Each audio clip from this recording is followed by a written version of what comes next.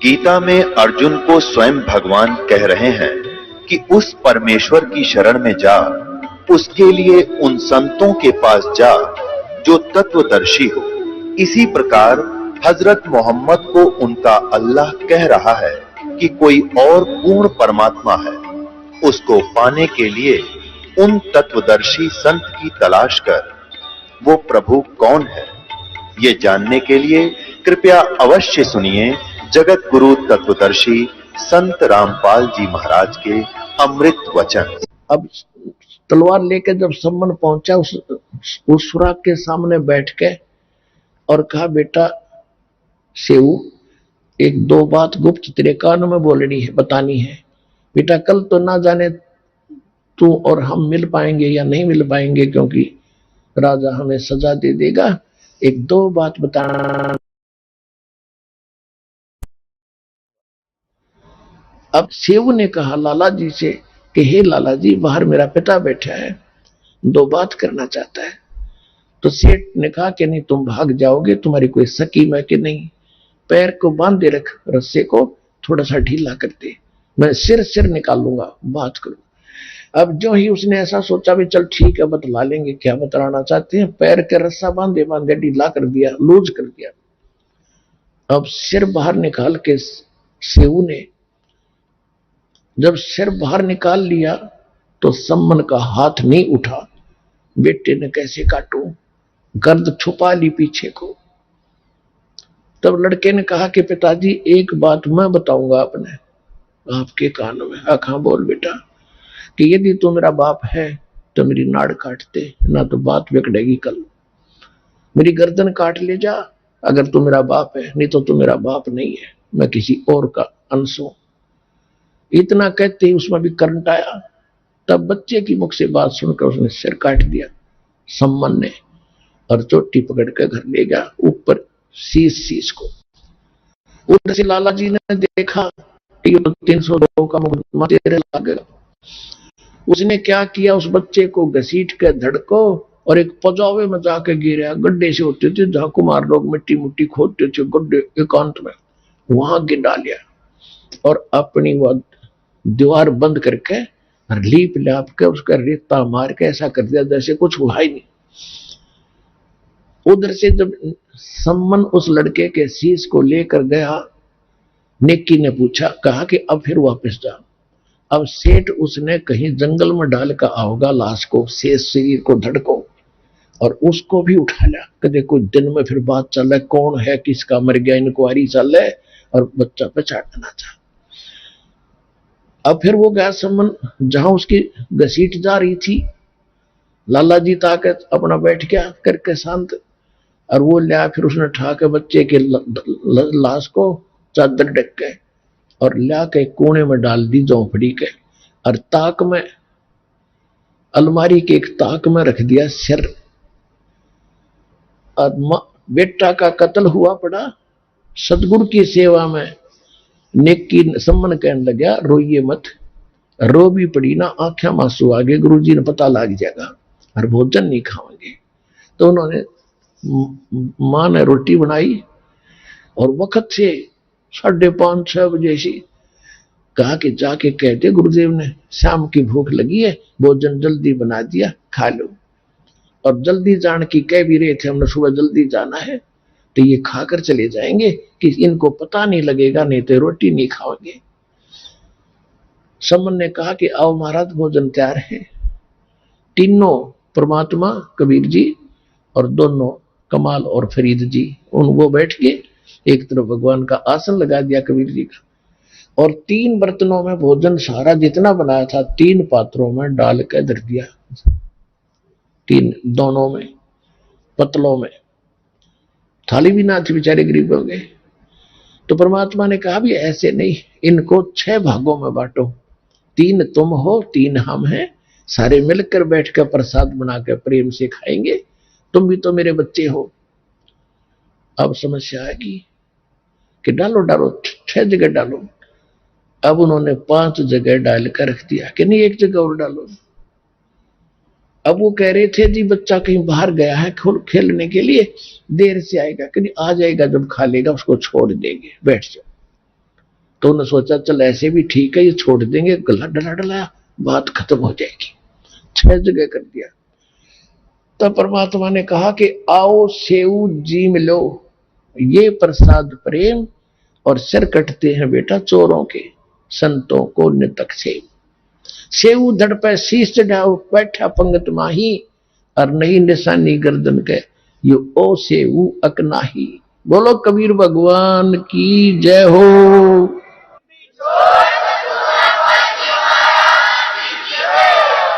सेऊ के धड़ पे ताक से अलमारी से उठकर सिर और जमीन पर पड़े धड़ पर लग के, और बच्चा पंगत में आकर बैठ गया, और माता पिता ने गर्दन हटा हटा कर कभी हटाकर देख रहे हैं, इसका निशान है कि वो ऐसे है कि दूसरा है। अंदर जाकर देख काहे हम इतने नालायक हो गए, जो पेटा भरा जब कभी आंखें देख ले, वहां केवल रक्त के कण पड़े थे, कुछ छींटे लगे हुए, बच्चा बाहर बैठा, उसके निशान भी नहीं, और अपने हाथों काट रखा बच्चा। समर्थ का शरणाग हो, रंग होरी हो, भाई कदे न हो ए काज राम, रंग होरी हो।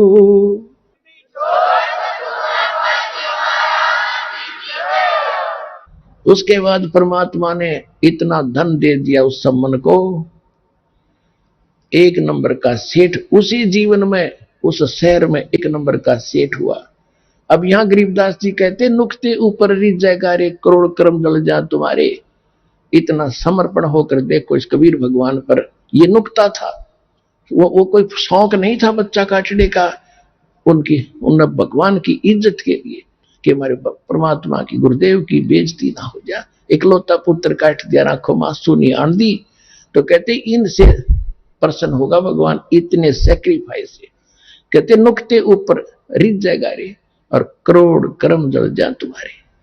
तो पुण्यात्माओं, तुम ऐसे भगवान की शरण में आगे हो, सच्चे दिल से भक्ति करो, कति आत्मा से, और फिर देखना पल पल में कितने चमत्कार आपको देगा, आप सोच भी नहीं सकते, और मोक्ष देगा।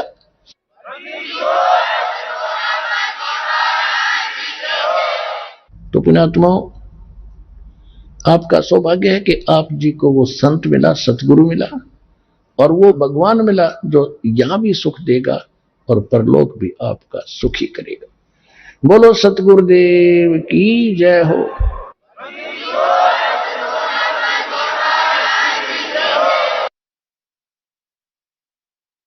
परम पिता परमात्मा पूर्ण ब्रह्म,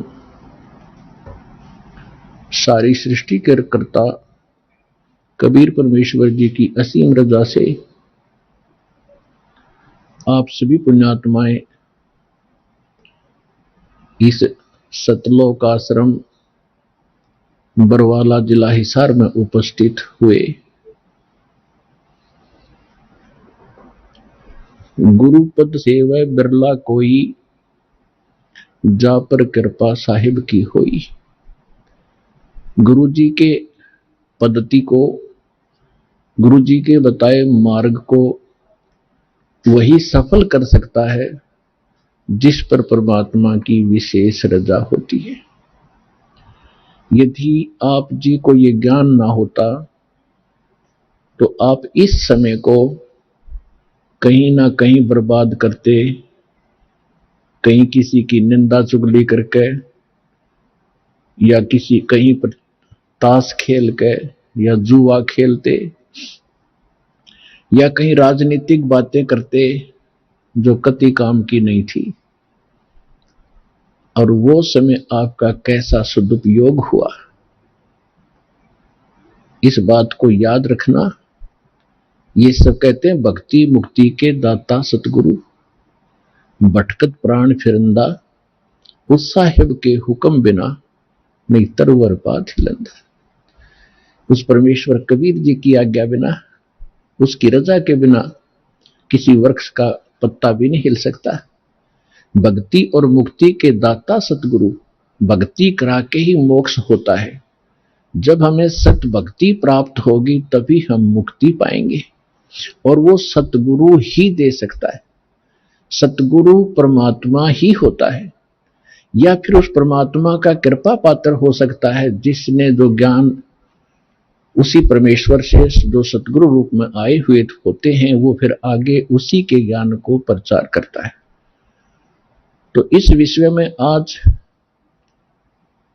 ये दास वो सतगुरु है जो परमात्मा का दास, उसका भेजा हुआ कुत्ता आपको जगा रहा हूं भौंक भौंक कर।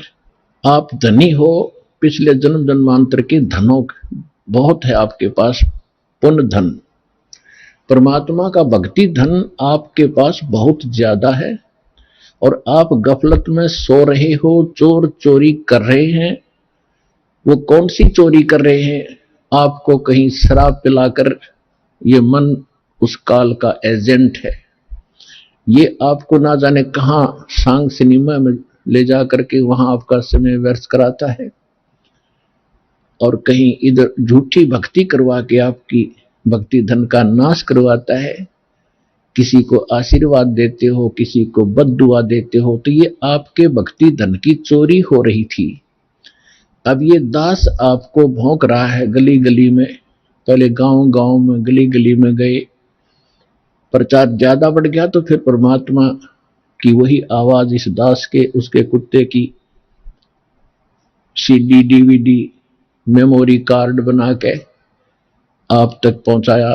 आप जाग गए, जो जग गए उनका चोर भाग गए, और जो अभी सोए पड़े हैं उनका चोर चोरी कर रहे हैं, उनको भी हमारा उद्देश्य है जगाएंगे, बार बार आवाज लगाएंगे, कभी तो वो कुंभकर्ण की नींद को त्यागेंगे, भक्ति में लागेंगे। वो भी आपके भाई बहन हैं जो अभी बिछड़े हुए हैं, उनको भी जगाना है। तो आज जो सतगुरु, भक्ति मुक्ति के दाता सतगुरु और भटकत प्राणी फिरंदा, उस साहिब के हुक्म बिना नहीं तरवर बात हिलंदा। वही परमात्मा स्वयं ही अपने उस सुख स्थान को त्याग कर इस सबसे घटिया स्थान काल के लोक में आता है। सह शरीर आते हैं वो दाता, प्रत्येक युग में एक लीला करते हैं, एक बालक रूप में कमल के फूल पर प्रकट होते हैं। कुंवारी गायों से उनके बचपन की परवरिश होती है, और फिर बड़े होकर के वो परमात्मा एक आम नागरिक की भी, अच्छे नागरिक की भूमिका करते हैं और सतगुरु की भूमिका भी करते हैं। और फिर उसके अतिरिक्त दूसरी स्थिति में वो कभी भी प्रकट हो जाते हैं किसी स्थान पर, कोई साधु संत रूप बना के। कलयुग के अंदर विशेषकर वो जिंदा महात्मा के रूप में ही प्रकट हुए हैं और अच्छी आत्माओं को मिलते हैं। ये वेदों से भी आपको प्रमाणित कर दिया कि परमात्मा सतलोक में रहता है, और वहां एक सिंहासन पर विराजमान है, तख्त पर। असंग ब्रह्मांड के कंट्रोलर के तख्त यानी सिंहासन पर, राजगद्दी पर मालिक बैठे हैं, वो महाराज हैं, वो भगवान हैं। और यहाँ छोटे मोटे टुकड़ों के जो राजा बने बैठे हैं, ये लोक भी नकली, ये राजा भी नकली। इनका अपना अस्तित्व नहीं, कब मर जाए, कब इनका विनाश हो जाए, कहाँ क्या बीमारी हो जाए। तो एक ही भगवान, वही शक्ति, वही मालिक है, वही सतगुरु है, और वही वास्तव में महाराजा है। तो महाराजा की तरह वो परमात्मा सतलोक में विराजमान है। तो वो परमात्मा यहां जब आते हैं, एक अच्छे नागरिक का रोल भी करते हैं, सतगुरु का रोल भी करते हैं, भूमिका करते हैं वो। और दूसरी स्थिति में वो परमात्मा अच्छी आत्माओं को मिलते हैं, वहां से सह शरीर आते हैं जिंदा महात्मा के रूप में, सबको अच्छी आत्माओं को मिलते हैं, उनको अपने से परिचित कराते हैं।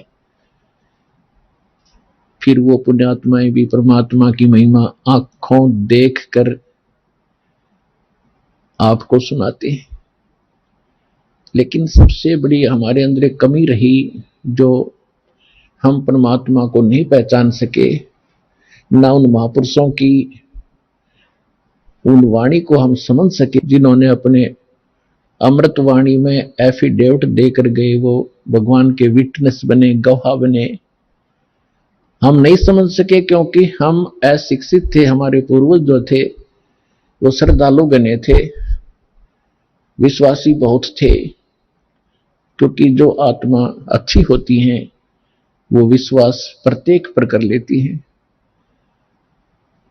और परमात्मा ने आपको शिक्षा इसलिए नहीं दी पहले समय में, यह शिक्षा हमारी सबसे दुश्मन है। यदि हम शिक्षा प्राप्त करके परमात्मा की खोज नहीं करते हैं तो यह शिक्षा व्यर्थ है। इस शिक्षा ने हमें अहंकारी बना दिया और मर्यादाहीन बना दिया, माया का अधीन बना दिया, माया ही जोड़ना एक उद्देश्य मान लिया। कोई भी बच्चा शिक्षा ग्रहण करने के लिए घर से चलता है, उसका उद्देश्य यही होता है, बड़ा अफसर बनूं, घनी कमाई करूं, 2 नंबर की घनी करूं। वो कौन सी ट्रेनिंग है जिसमें तनख्वाह से अतिरिक्त और मिलती है, रिश्वत घनी। आईएएस बनूं, आईपीएस बनूं, मंत्री बनूं, एमएलए बनूं, मुख्यमंत्री बनूं, घने माया जोड़ूं। तो क्या मनुष्य जीवन का यही काम था? ये कार्य तो एक गोबर का भूंड करता है, गोबर का भूंड।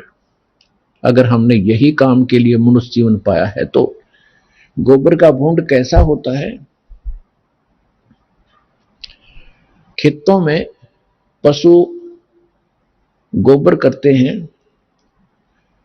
और उसको भूंड होते हैं, छोटे छोटे जीव होते हैं, और वो क्या करते हैं, उस गोबर को निकालते हैं उसमें से, उसके गोली बनाते हैं, गोले छोटे छोटे, और उसको धका के उसको रोल करके अपने बिल में भर लेते हैं। उस बिल को गहरा बनाते रहते हैं मिट्टी से खोद खोद के, और उसको गोबर को ठोक लेते हैं गरोले बना बना के, वो गोबर खाते हैं। वो प्राणी वही होते हैं जो मनुष्य जीवन में माया जोड़ जोड़ जोड़ जोड़ कर बैंक भर ले, कोठी बना दे, बंगले बना ले।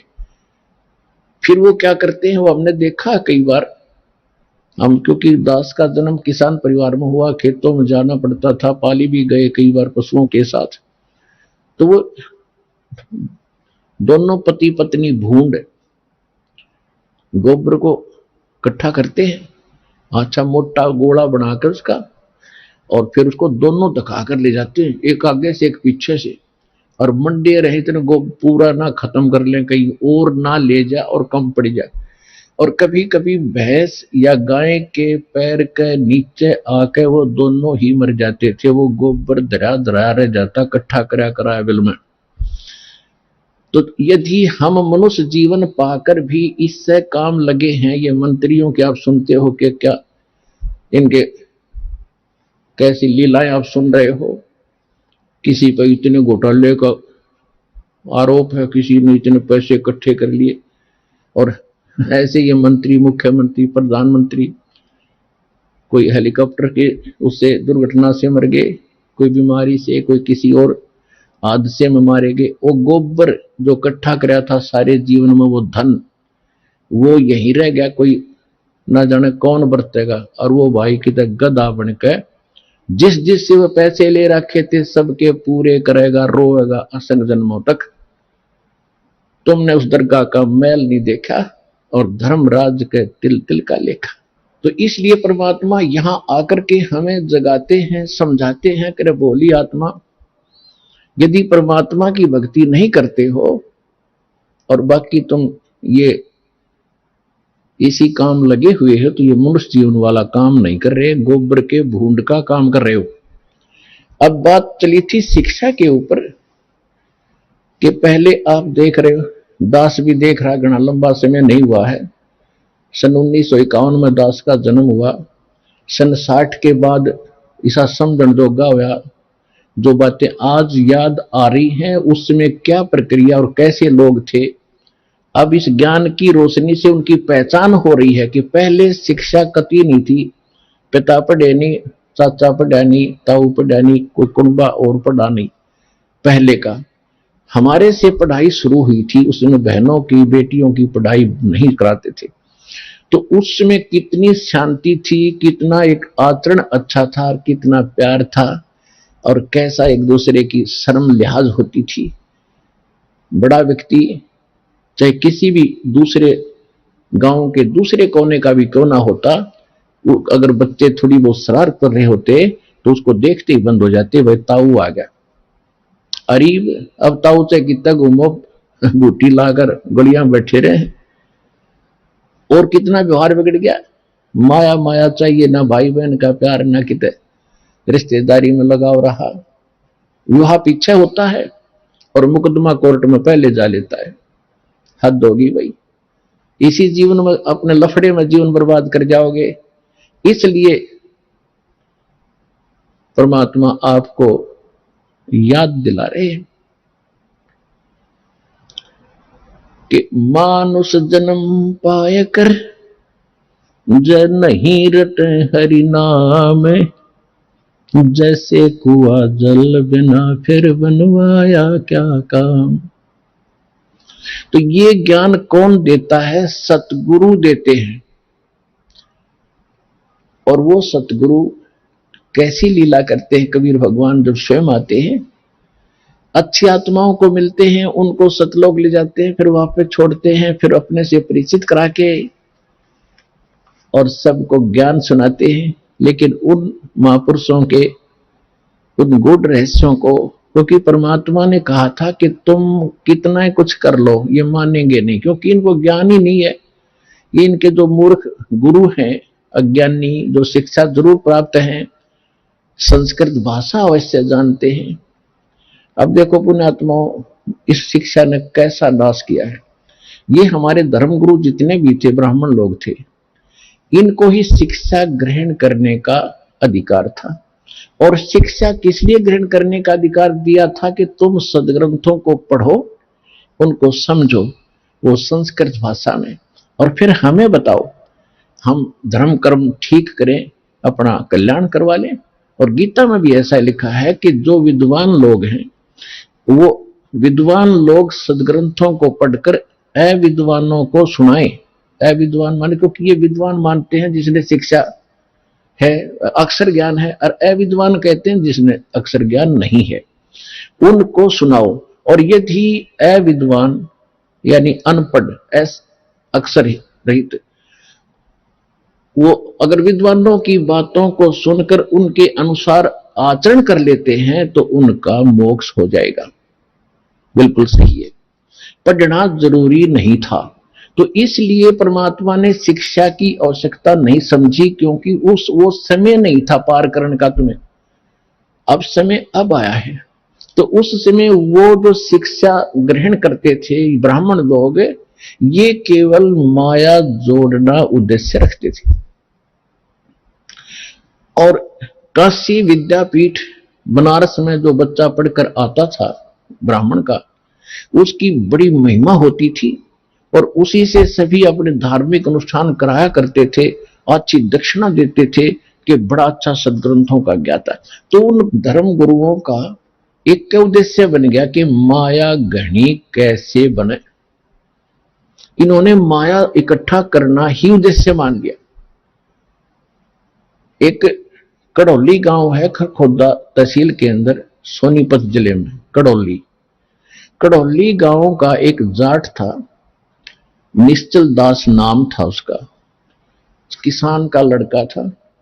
उसने जब वो समझण जोगा हुआ 10-12 वर्ष का, तो उसके मन में प्रेरणा हुई कि भी हमारे जितने भी सदग्रंथ, वेद, गीता, पुराण जो भी हैं, ये सारे संस्कृत भाषा में हैं, और मैं संस्कृत भाषा पढ़ूं। और ये और जो धर्म गुरु हैं, ये तो स्वार्थवश इनको पैसे लेते हैं और अटपट में लगा रखा है। मैं सदग्रंथों को पढ़ूंगा, वास्तविक ज्ञान करा करके फिर सच्चा ज्ञान लोगों को बांटूंगा फ्री में। तो इस उद्देश्य से उसने काशी विद्यापीठ में प्रवेश पाना चाहा शिक्षार्थ।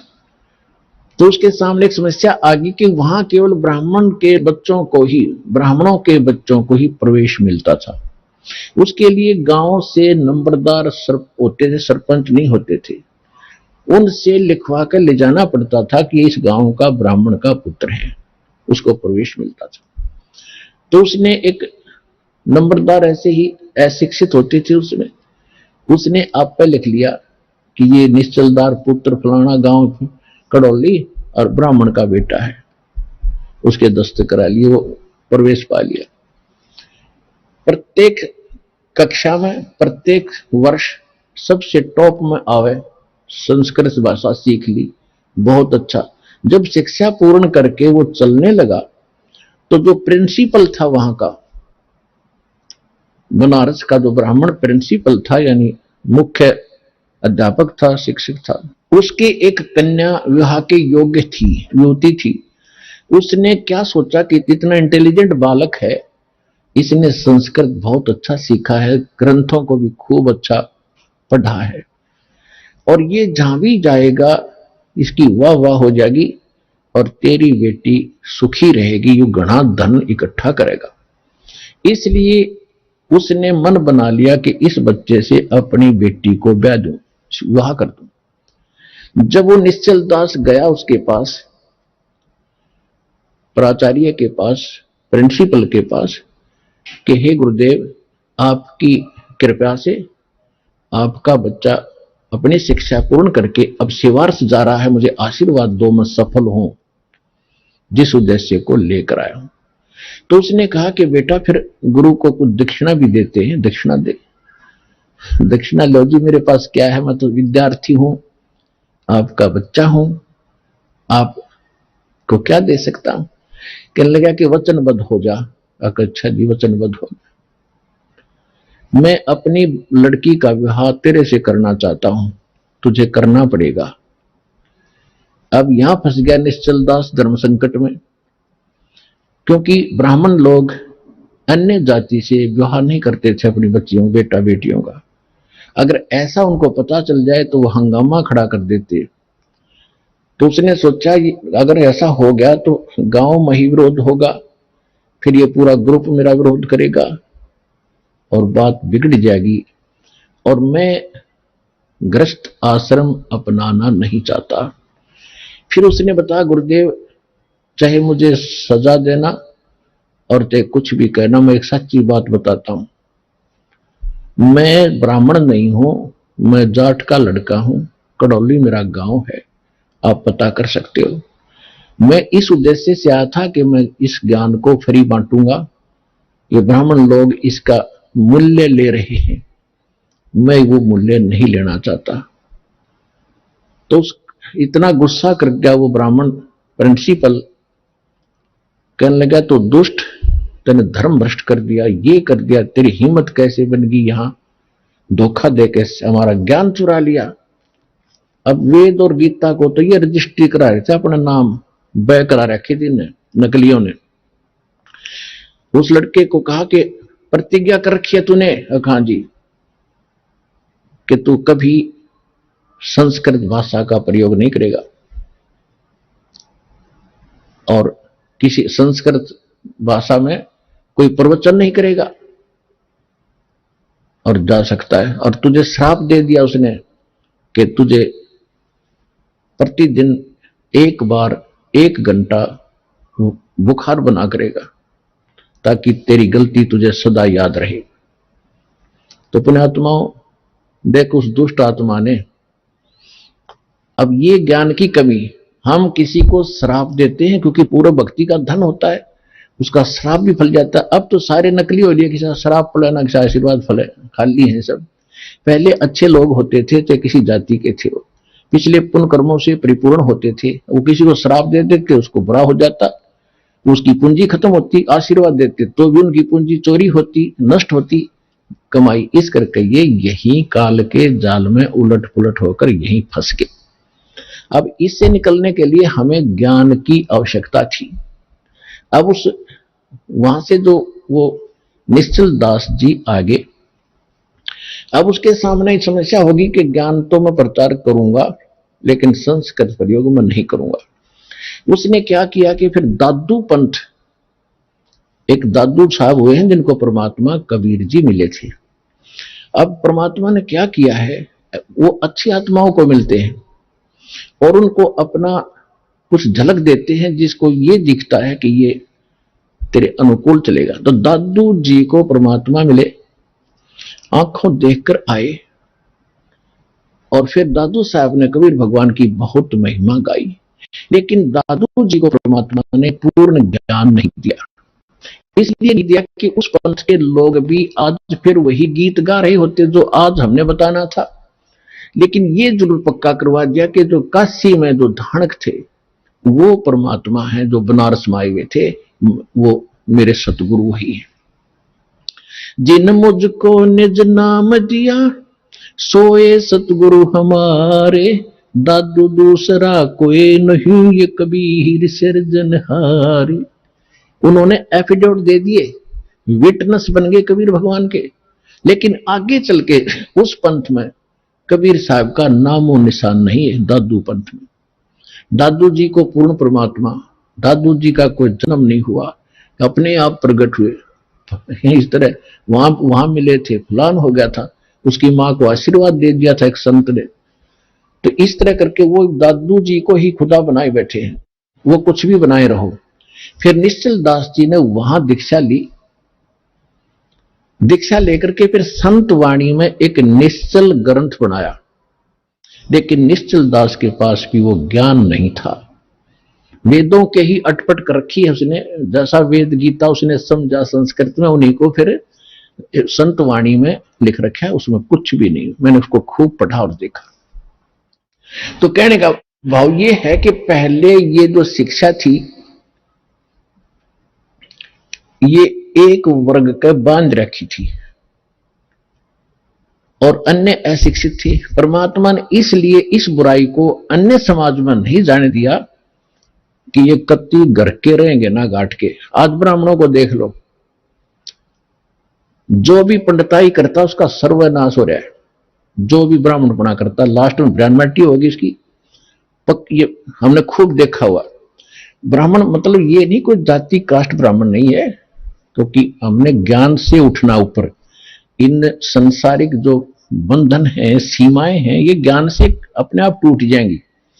मेरे पूज्य गुरुदेव जी स्वामी रामदेवानंद जी, ये इसी हरियाणा के रहने वाले,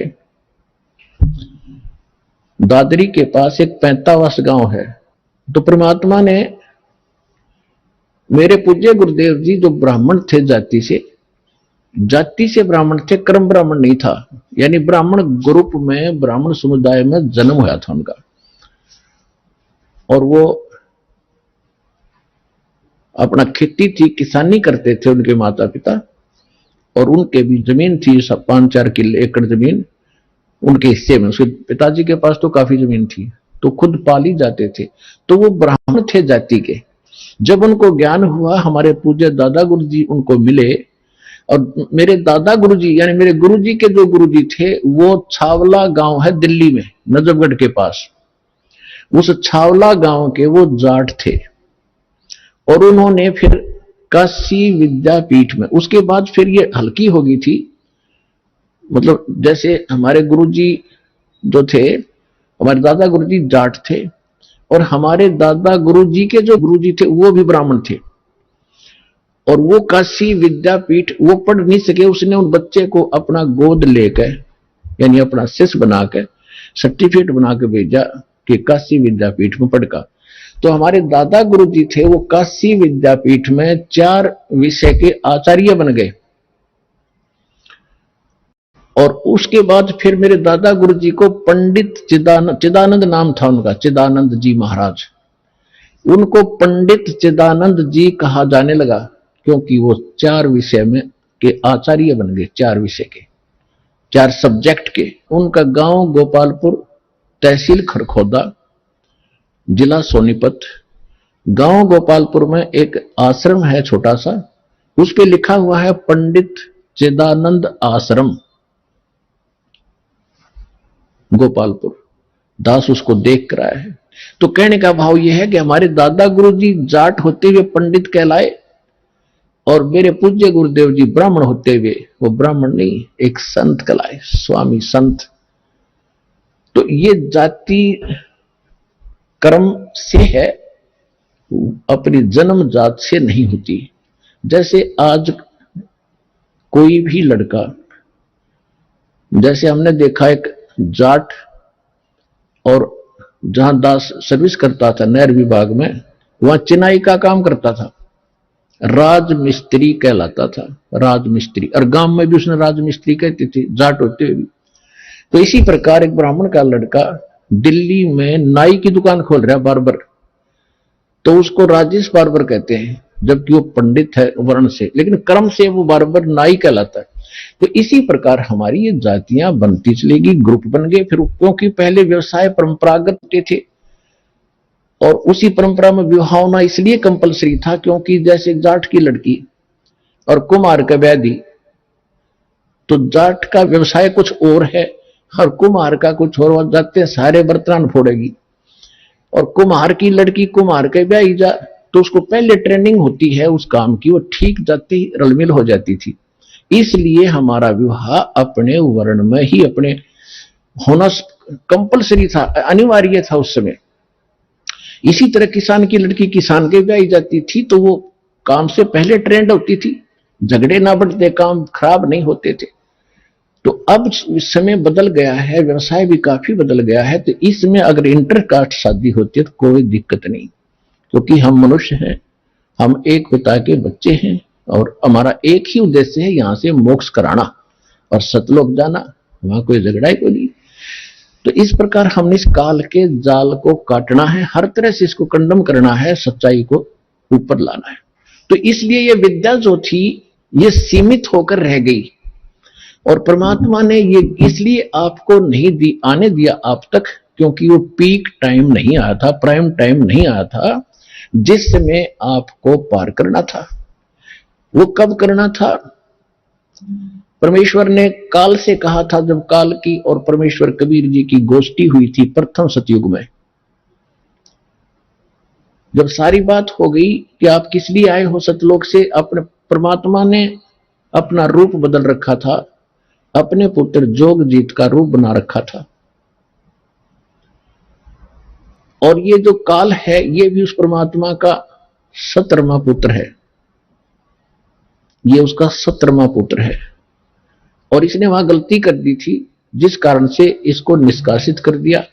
हमने भी गलती की थी, जितने भी प्राणी, चींटी, हाथी, मकोड़े, कीड़े, पशु पक्षी, ब्रह्मा विष्णु महेश और हम राजे महाराजे, ये सभी वहीं रहते थे सतलोक में। एक जैसा वहां पर हमारा शरीर था, एक जैसा खान पान था, एक जैसा सुख था। तो हम अपनी गलती से इस कंगाल के साथ आ गए। यहाँ कुछ भी चीज पूरी नहीं, हर समय हर एक चीज का अभाव रहता है। मार मार एक रोटी का काम पूरा ना होता सारे जीवन में जीव का। पशुओं ने देख ले, उसके पीछे भाग रहा है उसको खाने के लिए, इनसे पशु जैसे पशु है दूसरे शाकाहारी, वो सारा दिन घास चर चर के खाएं जार निकालें जार, खाएं जार निकालें जार, मर जाओ। क्या यही जीवन है? सतलोक में सारी सुविधाएं हैं, जो खाओगे वही बॉडी में ही हजम होता है, ना कोई टट्टी ना पेशाब, उसमें कुछ नहीं होता ऐसा गजब का, ना कोई। अब सुता उठते आदमी फ्रेश होता है, फ्रेश होते सबसे पहले टट्टी मास दे है। तो यहां तो ऐसा ही रहेगा। तो वहां चलेंगे हम जहां सारा सुख है, इतना सुंदर चीज कभी व्यर्थ नहीं होते, वहां कोई बकवास नहीं आती, मन में दोष नहीं होता। जब आत्मा निर्मल हो जाती है, विकार होते ही नहीं, बकवाद करने की इच्छा ही नहीं बनती। तो ज्ञान से अब परमात्मा ने यह शिक्षा इसलिए दी हमारे को कि हम जो मैं बताऊंगा, परमात्मा के ने कहा था कि जो ज्ञान हम देंगे फिर हम अपना एक दास भेजेंगे। वो तो ज्ञान परमात्मा 600 वर्ष पहले सतगुरु रूप में दे गए थे, कबीर भगवान कबीर वाणी के माध्यम से। कबीर सागर, कबीर बीजक, कबीर शब्दावली, कबीर साखी, इस तरह उन्होंने कई भागों में बांट रखा है, बाद में प्रिंट करने वालों। बाकी ये सभी कबीर वाणी है, जिसके विषय में गीता अध्याय नंबर 4 के श्लोक नंबर 32 में कहा कि वो परमात्मा स्वयं अपने मुख कमल से जो ज्ञान देता है उसमें यज्ञ यानी धार्मिक अनुष्ठानों की जानकारी विस्तार के साथ बताता है, और उसको जानने के बाद सब कर्मों से मुक्त हो जाता है। चौथे अध्याय के 34वें श्लोक में कहा कि उस ज्ञान को तत्वदर्शी संतों के पास जाकर समझ। तो कहने का भाव यह है कि परमात्मा ने 600 वर्ष पहले आकर ये तत्व ज्ञान बताया था। तो जब काल से बात हुई थी और परमात्मा अपने जोगजीत पुत्र के रूप में आए थे, जब काल के लोक में प्रवेश किया, किस लिए आए थे? कि हमें दुखी देखा कि ये मेरे बच्चे वहां कितने सुखी थे कोई दुख नहीं था, कोई मृत्यु नहीं, कोई कैंसर नहीं, कोई कोड़ नहीं, कोई बीपी हाई ना लो होता था, ना कोई शुगर बीमारी थी, और ना इनको खाने का अभाव था, मजदूर बने फिरते। काल ने हमारे को कितना मूर्ख बना रखा है। किसी के पास थोड़ा सा पद मिल जाता है तो नीचे वालों को इतना दबा के रखता है, सब अपने कर्म फोड़ता सारा दिन, उनकी आत्मा दुखा दुखा के। चाहे कोई फैक्ट्री मालिक है, चाहे कोई आईएएस आईपीएस अधिकारी है, या कोई डॉक्टर इंजीनियर जज है, ये नहीं देखते तुम कर क्या रहे हो, वो ज्ञान नहीं है। किसी की आत्मा दुखावे, होए होए, उसका, ये परमात्मा के बच्चे हैं। आप कहते हैं तगड़ा व्यक्ति और निर्बल को सताता है, उसकी आत्मा रोती है। आत्मा रोती है क्योंकि वो मुकाबला तो कर ही नहीं सकता किसी भी तरीके से। ताकतवर मीन जैसे कोई पद की ताकत है, पोस्ट की ताकत है, या वैसे अपने कोई घर कबीले में घने व्यक्ति हो जाए उनकी ताकत है, स्वयं बलशाली है, तो इस तरह का व्यक्ति गरीबों को सताता है। अपने से नीचे वालों को इतना तंग करता है कि जितना वो कर सकता है बिना ज्ञान के। तो यहां परमात्मा ने आके बताया है कि कबीर गरीब ना सताइए, जाकी मोटी हाय, और बिना श्वास की जीव से लो भस्म हो जाए। देखो, कहते हैं गरीब को ना सताना, आपकी ये हालत हो जाएगी, क्योंकि वो तो जीवित श्वास है, आत्मा से उसका कनेक्शन है, रो रहा है, उसकी आत्मा दुखी है, तो उसको जरूर प्रतिफल मिलेगा, 2 दिन पीछे मिल जाएगा। उदाहरण दिया है कि जैसे पहले एक धौंकनी होती थी, पशु के चाम की बनाई जाती थी, और लोहार और सुनार लोग उसी का प्रयोग करते थे। उसमें ऐसे एक हैंडल सा लगा लेते थे, उसको पकड़ के ऐसे करते थे, आगे उसका एक छोटा सा सुराख होता था उस चमड़े में, और वहीं से वो हवा लेती थी और फिर ऐसे छोड़ते थे, वो हवा फूंक मारती थी अग्नि में, ऐरन में, जहां पर लोहे को गर्म किया जाता था, पिघलाया जाता था। तो परमात्मा कहते हैं कि वो बिना जीव की श्वास, यानी मरे हुए पशु की खाल की श्वास ने लो को भस्म कर दिया। और ये तो जीवित सांस है, आहे जो आए है। कहते ये गरीब ने ना सताइए, जाकी मोटी हाय, और बिना जीव की श्वास से लो भस्म हो जाए। और तुम तो जीवित श्वास को दुखी करे हो, तुम्हारा क्या हाल हो जाएगा। तो इस काल ने हमें न्यों भी आप एक दूसरे के साथ अपने कर्म बिगाड़ने के लिए सिस्टम पूरा फिट कर रखा है कि इनकी ग्रान माटी कर दूं, और फिर ये अपने वो एक दूसरे का किया कर्म यहां भोगते रहे और आजीवन दुख पाते रहे। और परमात्मा इसलिए आते हैं कि ये बुरा करते हैं अनजाने में। आज किसी की चोरी की, निंदा की, उसका अगले जन्म में फिर देना पड़ता है। कोई दामाद बनकर लेगा, बेटी भी लेगा, धन भी लेगा, और फिर मर जाएगा, और बेटी विधवा होगी, फिर उसके पालन पोषण में बच्चों के लागा रहेगा वो मूर्ख। तो ये तो यहाँ की व्यवस्था है, इसको समझना पड़ेगा। और उसी को समझाने के लिए भगवान आए कि मेरे बच्चे देख कितने दुखी हो गए, इनको वहां कोई अभाव नहीं था, देख किसी अक्ल मारी गई इनकी। तो जिस माता पिता के बालक बिगड़ जाए किसी कारण से भी, उसको चैन नहीं पड़ता जब तक उसकी पार बसाओगे। उन्होंने सोचेगा ये कभी सुधरे और वापस आ जा, और फिर मैं सीने से लगा लूं, इनको सारी संपत्ति दे दूं, मैंने क्या करना है। तो वो हमारा पिता है। हम गलत आदमी इस काल के आके फंस गए। ये गंदा आदमी है, ये कति झूठा कपटी, हर तरह से हमें मूर्ख बनाकर यहाँ पर फांस रहा है। इसको श्राप लगा 1 लाख मनुष्य शरीरधारी प्राणियों का आहार करने का, इसलिए हमें पाल रहा है, अपने स्वार्थ से सारी बुराइयां करवाता है। आप देखते हो बीड़ी, शराब, तंबाकू, फीम, सुल्फा, भुक्की, ये खाने की चीज है, मांस ये खिलाता है ताकि इसका टेस्ट बने। हम स्थूल शरीर से जो खाते हैं, एक अंदर शरीर है सूक्ष्म, उसके अंदर ये सारी वासना डिपॉजिट हो जाती है, इसमें समा जाती है। कुछ अधिक आहार तो लग जाता है शरीर के पोषण में, स्थूल के शेष जो वासना है उसका टेस्ट होता है, वो अंदर जाता है, समाता है जीव के माध्यम से। और फिर इनको ये कवर तो ऊपर रह जाता है, यही छोड़ जाते हैं। सूक्ष्म शरीर जब जाता है मनुष्य का, एजडित रहता है, जब तक दूसरे प्राणी में नहीं जाता ये सूक्ष्म शरीर एजडित होगा। तो ये तो ऐसा है जैसे सर्प कांचली छोड़ जाता है और सर्प अलग होता है। तो हम तो उस कांचली की क्रियाक्रम में लगे रहते हैं। यहाँ पर कभी गंगा ठा के ले जाएंगे, कभी कित कर्म कराएंगे, वो सांप तो जा चुका है, वो तो है नहीं इसमें। तो उस जीव को फिर तपतशिला पर डालता है वहां उनको बुरी तरह तड़फाता है कि जिसने ज्यादा हुक्का पी रखा है, जिसने ज्यादा शराब पी रखी है, मांस खा रखा है, वो ज्यादा भूखी पी रखी है, कोई नशेली वस्तु है, कि वो टेस्ट है उसका, उस काल का, मन का, ये मन उसका एजेंट है। तो उनको ज्यादा समय तक उस तपच्छिला पर जलना पड़ता है, वहां चटक मटक होते हैं, हाहाकार मचती है। जिन्होंने थोड़ा ये बकवाद कर रखी होती है, वो थोड़े समय तक तपच्छिला पर रहता है। तपत की टुकड़ी एक तवी है, तवा समझ लो, बड़ी तई होती है, बड़ी बड़ी रोटी बनाने की रखते हैं भट्टियों पर, इस तरह की बहुत बड़ी है पत्थर की, और उसमें अपने आप गर्म होती है, उसके फारेनहाइट का भी अंदाजा नहीं कितनी गर्म है। और जिन्होंने ज्यादा यह मांस शराब तंबाकू प्रयोग कर रखा है और वासनाएं की है, तो वो ज्यादा समय तक दुखी रहते हैं, बहुत समय तक, उनको बहुत समय में ज्यादा माल होता है उनमें, तो देर से निकलेगा सारा। और जिन्हें कम कर रखे हो जल्दी फारिग होकर गधे कुत्ते बनोगे, फिर जाना कहीं नहीं, रहना यहीं पर है। तो जहां पर ये तपच्छिला पर जीव भूने जा रहे थे, परमात्मा वहां आकर खड़े हुए, अपने पुत्र जोगजीत का रूप बना के। उधर से काल ने पहले तो उन बच्चों को समझाया जो वहां दुखी हो रहे थे, वो पूछ रहे कि हे परमात्मा, परमात्मा के वहां पहुंचते ही कबीर भगवान के, उनकी सबकी जलन बंद होगी। आइए अब हम उन श्रद्धालुओं के अनुभव जानते हैं जो जगत गुरु तत्वदर्शी संत रामपाल जी महाराज जी से दीक्षा प्राप्त कर चुके हैं तथा उनके द्वारा बताए गए भक्ति मार्ग पर चल रहे हैं। नमस्कार सर। नमस्कार। सर क्या नाम है आपका? मेरा नाम भगवान पंडा। सर कहाँ से हैं आप? मेरा गांव का नाम है पलासपुर, जिला गंजाम का है, उड़ीसा से। सर संत रामपाल जी महाराज से नाम दीक्षा आपने कब ली? 21 अक्टूबर 2016 में लिए।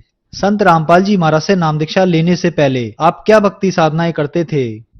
पहले तो भगत जी मैं शंकर भगवान और दुर्गा माता जी का भक्ति करता था, और उसके बाद 2000 में, सन 2000 में मेरे पिताजी गुरु है, और वो आत्मज्ञान का कुछ नाम दीक्षा देते थे, जो कि सांसों की जाप करने का बताते थे। उनसे मैं 2000 साल में नाम दीक्षा लिया, और उनसे मैं 16 साल तक भक्ति की। भक्ति करने के बाद भी कोई लाभ नहीं हुआ, और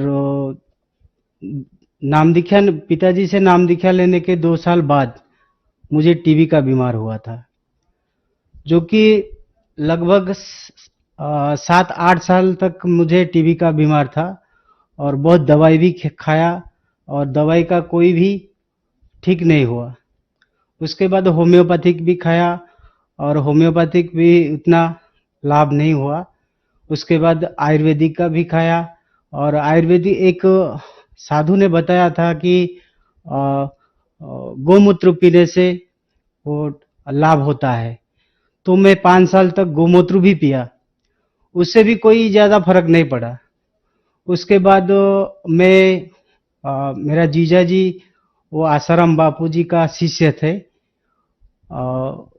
उनके पास एक पुस्तक मिला, जो कि कबीर साहब का एक बीजक पुस्तक है, और वो पुस्तक मुझे मिला। मैं वो पुस्तक पढ़ के कबीर साहब के बारे में मुझे जानकारी हुई, और कबीर साहब की जो जानकारी हुई कि मैं कबीर साहब कौन है, कहाँ है, और उनके बारे में पूरा जानकारी लिया, जो कि हर जगह पर, हर पुस्तक की जो दुकान है, हर जो कैसेट की दुकान है, सब जगह पर गया, और कबीर अमृतवाणी, कबीर के दोहे, कबीर शब्दामृत, ये सब पुस्तक लेके मैं कबीर साहब के बारे में जानकारी ली, और लगभग 16 साल तक कबीर साहब का जो वाणी है, जो शब्द है, और जो पुस्तक है, उनसे पढ़ के पूरे कबीर साहब के बारे में ढूंढने लगा।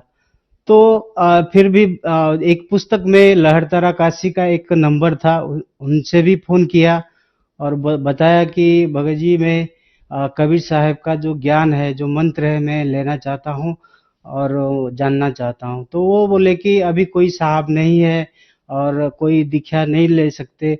मैं गुजरात सूरत से काम करता था, 18 साल तक मैं काम किया, और उसके बाद में जो टीबी का बीमार था, शारीरिक तकलीफ था ज़्यादा, और शारीरिक तकलीफ से जो मैं ज़्यादा कबीर साहब को ज्ञान को ढूंढता था।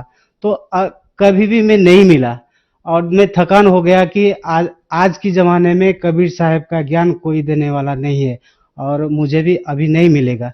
ये समझ के मैं थक गया और चुप रह गया और सांसारिक जीवन में मैं बहुत तकलीफ था। उसके बाद मैं गुजरात से गांव आया। गांव में एक चाय की छोटी सी चाय की दुकान की और चाय की दुकान जब किया तो उससे भी ज्यादा कोई लाभ नहीं हुआ और मानसिक चिंता और ज्यादा टेंशन रहता था। रात में नींद भी नहीं होता था। उसके बाद मैं घर छोड़ के एक मठ में चला गया। एक बाबा जी था वो मठ का, वो एक दिन चाय की दुकान में आया और बताया कि मैं एक मठ में रहता हूँ। तो उससे बात करके मैं सीधा मठ में चला गया घर छोड़ के। तो मुझे साधु बनना था कि परमात्मा चाहिए, मुझे भगवान को देखना है, परमात्मा को देखना है। यही सब मुझे मेरे अंदर जो परमात्मा की जो आत्मा की जो तड़प था, तो मुझे साधु बनना है और साधु बन के मुझे जीना है। तो यही समझ के मठ में चला गया। तो मठ के अंदर जो उड़ीसा के सभी गांव में जो राधा कृष्ण का जो मठ है, हर गांव में है। जो वही मठ में जाके मुझे 4 महीना तक वहां पे रुका। तो वही जो साधु थे, जो बाबा जी थे, वो भी मच्छी मटन दारू सब खाते थे। तो मैं सोचा कि अगर मुझे साधु बनना है तो यहाँ आके मुझे गलत रास्ता में चला आया है कि यहाँ कोई साधु नहीं है, ये गलत रास्ता है। तो वहां छोड़ के फिर एक राधा कृष्ण की जो आश्रम है, जो कि वैष्णवी धर्म बोलते हैं, उसी आश्रम में गया। उसी आश्रम में उसको जो गुरु है उनके पास गए। तो मैं बताया कि सर जी मुझे यहाँ रहना है, भक्ति करना है और वहाँ मुझे साधु बनने के लिए मैं घर छोड़ के आया हूँ और मुझे यहाँ रोकिए। तो वो बोले कि ठीक है रुक जाओ। तो मैं रुका और वहाँ भी भक्ति किया। तो मुझे वैष्णवी बना दिए, जैसे कि कंठी माला, तिलक और चोटी, ये धोती कुर्ता ये सब पहना के ये सब वैष्णवी धर्मी बनाए। तो वहां पे भी झगड़ा झाटी ज्यादा होता था। जो भी गुरु थे उनको भी डायबिटीज और हाई बीपी का बीमार था। तो मुझे भी बहुत मन में दुख हुआ कि अगर ये लोग ऐसे बीमार है तो मुझे क्या लाभ होगा, तो मुझे परमात्मा कौन दिखाएगा। तो ये तो दिखाने वाला नहीं है। बाकी जो लोग जो ये लोग का जो बीमार ठीक नहीं खुद नहीं कर सकते, तो मेरा बीमार जो कि परमात्मा को पाने का जो तड़प है वो कैसे दिखा सकते। तो मन में दुख हुआ तो वो जगह पर छोड़ के आ गया। सर आप कबीर साहब जी को सर्च कर रहे थे और आप उड़ीसा राज्य के रहने वाले हैं। सर उड़ीसा राज्य के साथ साथ पूरे भारत में श्री जगन्नाथ भगवान बहुत ज्यादा प्रसिद्ध हैं। तो श्री जगन्नाथ भगवान को छोड़कर आप कबीर साहब जी को ही क्यों ढूंढ रहे थे? क्योंकि पहले से ही बताए थे मेरे पिताजी ने कि असली जगन्नाथ तो अपने अंदर है, कोई मंदिर में नहीं है। जो कि अभी भी सदगुरु रामपाल जी महाराज जो बताते हैं कि जगन्नाथ तो अपने अंदर है, जो कि परमात्मा है और कबीर साहब है। ये जो पिताजी बताए थे उसी दिन से मैं दृढ़ कर दिया था कि मंदिर में कोई भगवान नहीं होता है, अगर होता है तो अपने अंदर होता है। यही दृढ़ विश्वास के साथ मैं चलता था। फिर आप संत रामपाल जी महाराज की शरण में कैसे आए? फेसबुक में एक राजस्थान का भगत मिले। पहले से ही सर्च करता था फेसबुक पर कि कबीर साहब का कोई शिष्य मिल जाए या कोई भगत मिल जाए। तो कबीर साहब की जो अलग अलग पंथ है वो सभी जुड़े, सभी से मेरे बात किया। तो मेरे को ज्ञान का बारे में कोई नहीं बताया, लेकिन सदगुरु रामपाल जी महाराज के एक शिष्य थे और वो बताए थे कि उड़ीसा के जो संबलपुर डिस्ट्रिक्ट है, संबलपुर नामदान केंद्र है और संबलपुर नामदान केंद्र में आके सदगुरु रामपाल जी महाराज से नाम दीक्षा ली थी। सर संत रामपाल जी महाराज से नाम दीक्षा लेने के बाद क्या आपको लाभ भी मिले? जी हाँ, बहुत सी सारी लाभ है, जो कि आर्थिक लाभ है, मानसिक लाभ है। ये जो कि मुझे नींद नहीं आता था कभी भी, क्योंकि ज्यादा मैं टेंशन में रहता था और पास में पैसा वैसा कुछ नहीं बचता था। जो भी कमाता था खर्चा कर देता था और नशा भी थोड़ा बहुत करता था और तंबाकू का ज्यादा सेवन करता था। जब सदगुरु रामपाल जी महाराज की शरण में आए तो ये नशा भी छूट गया और आर्थिक स्थिति जो कि पैसा कुछ नहीं बचता था। मैं एक साइकिल खरीदने के लिए भी मेरा पास पैसा नहीं था। अभी तो मेरा पास गाड़ी भी है। संत रामपाल जी महाराज की कृपा से अभी गाड़ी भी है और घर भी बनाया और बहुत कुछ लाभ भी हुआ, जो कि मैं आर्थिक लाभ से बहुत सुविधा मिला और मानसिक स्थिति से भी मुझे नींद नहीं आता था, ज्यादा टेंशन में रहता था, क्रोध में ज्यादा रहता था। वो धीरे धीरे सदगुरु रामपाल जी महाराज की शरण में आके पूरा ठीक हो गया है। और उसके पहले टीबी का बीमार हुआ था, लगभग 8 साल से टीबी का बीमार था और टीबी की जो कि सांसें लेना मुश्किल था, जो कि डॉक्टर बताया था कि छाती में कफ जम गया है और उसी के कारण से आपको टीबी है, लेकिन दवाई चालू रखो। मैं बोला कितना दिन तक मैं दवाई खाऊं और दवाई खा के पूरा जिंदगी गुजरूं क्या? तो वो बोले कि आपको तो खाना ही पड़ेगा क्योंकि आपकी छाती में कफ जम गया है। उसके बाद में बहुत सारी दवाई की तो कोई भी फर्क नहीं पड़ा। जब सदगुरु रामपाल जी महाराज की शरण में आए, बिना दवाई से, बिना खर्चा से, सिर्फ भक्ति करने पर, जो कि सदगुरु रामपाल जी बताए हुए जो मार्ग है, जैसे कि नियम है, जो भक्ति का मार्ग मंत्र है, उसी मंत्र जाप करने पर पूरा शरीर ठीक हो गया। सभी बीमार में मुझे ठीक हो गया है। अभी मैं मानसिक आर्थिक स्थिति से बहुत शांति में हूँ। सर, जो दर्शक आज आपको देख रहे हैं और वो परेशान हैं, दुखी हैं, खासकर अपने उड़ीसा राज्य के लोगों को आप क्या कहना चाहेंगे?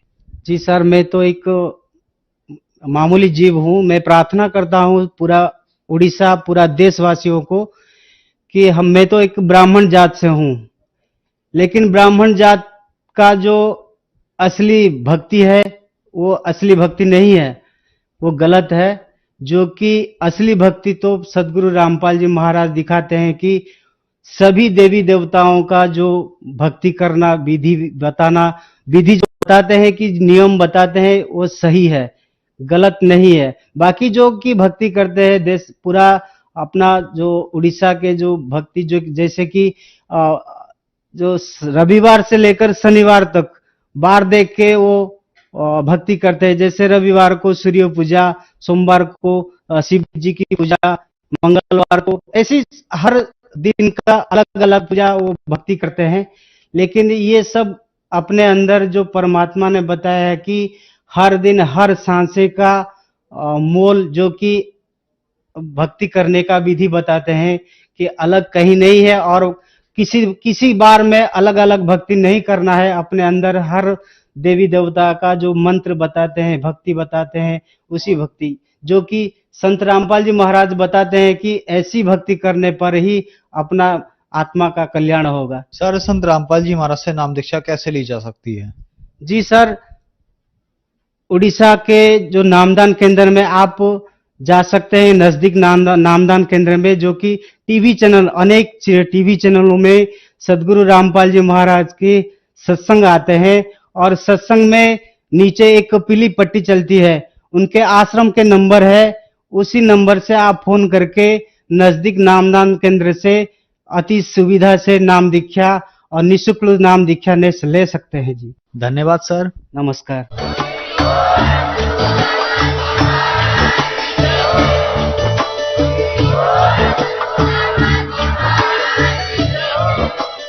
आप सुन रहे थे जगत गुरु तत्वदर्शी संत रामपाल जी महाराज जी के मंगल प्रवचन। अधिक जानकारी के लिए विजिट कीजिए हमारी वेबसाइट www.jagatgururampalji.org। संत रामपाल जी महाराज जी के शुभ आशीर्वाद से पूरे विश्व भर में 500 से भी ज्यादा नाम दीक्षा केंद्र हैं, जिन पर संत रामपाल जी महाराज जी